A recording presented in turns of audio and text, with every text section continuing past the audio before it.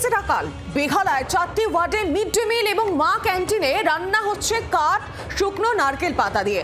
5 টাকার বিনিময়ে ভাত, তরকারি, ডিম সেদ্ধ পরিষেবা করা হয় এই ক্যান্টিনে, কিন্তু তা মিলছে না।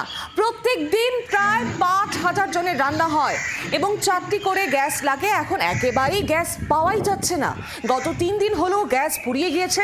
বাধ্য হয়ে কাঠ এবং শুকনো নারকেলের পাতা জোগাড় করে রান্নাবান্না করা হচ্ছে।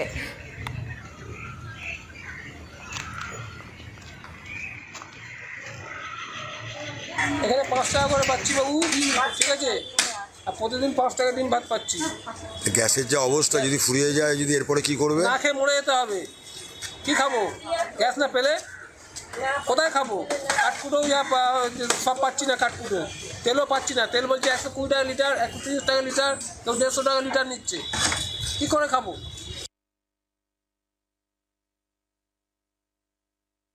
আমরা চেষ্টা করে যাচ্ছি। আমরা এখন কাঠেও চেষ্টা করছি, কাঠে দিয়ে এখন হচ্ছে কাঠকে কাঠ নিয়ে আমাদের হচ্ছে রান্না হয়েছে।